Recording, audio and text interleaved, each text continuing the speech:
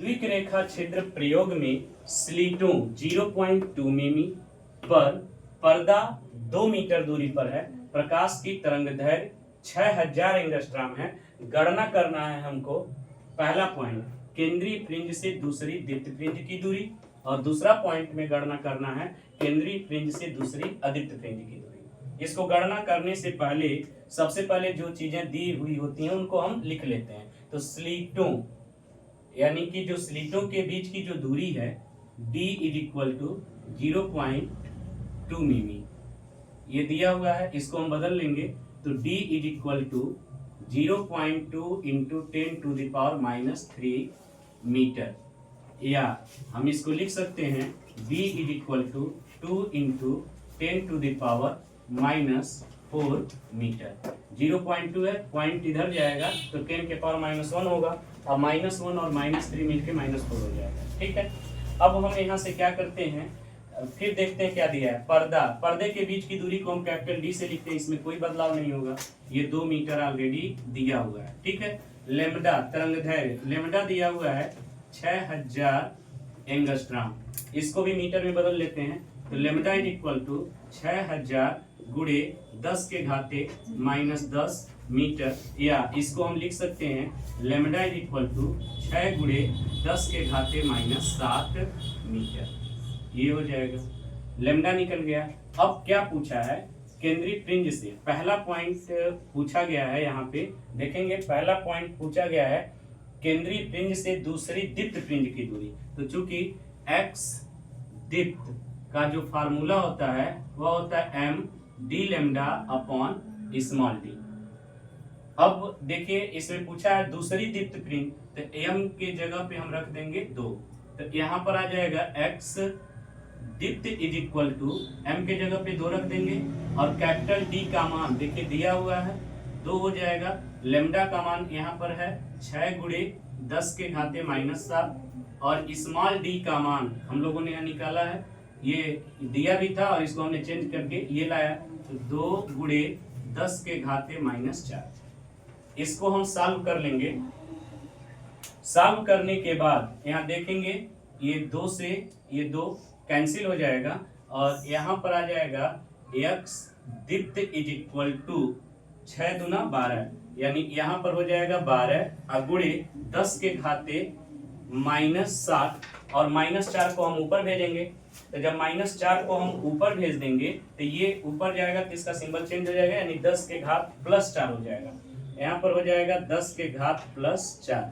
अब इसको हम इजी कर लेंगे, तो यह हो जाएगा x दीप्त इज इक्वल टू 12 गुणे 10⁻⁻3 मीटर। देखिए ये मीटर में आया, आप चाहें तो इसका आंसर यहाँ पर भी दे सकते हैं, या इसी को लिख देंगे x दीप्त इज इक्वल टू ये हो जाएगा 12 मिमी। ठीक है, तो ये दोनों आंसर होंगे, इसको आप लिख सकते हैं। तो अभी हमने देखा, केवल मैंने बताया है केंद्रीय फ्रिंज से दूसरी दीप्त फ्रिंज की दूरी क्या होगी। अब इसी प्रकार से आपको करना क्या है, सेकेंड वाले में मैं बता दे रहा हूं, यहां से इसको आपको सॉल्व कर लेना है। दूसरी अदीप्त फ्रिंज की दूरी, तो इसके लिए फार्मूला होता है x अदीप्त इज इक्वल टू, इसकी जो फार्मूला होती है वह होता है m-1/2 d lambda upon small d।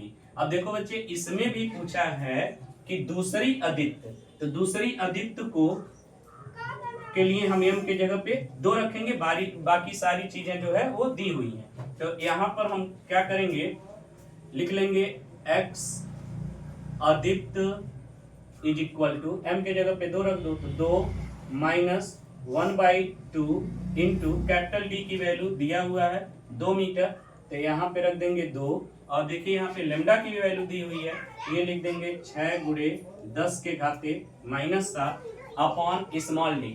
Small d की जो वैल्यू है वो है 2 गुणे 10⁻⁻4।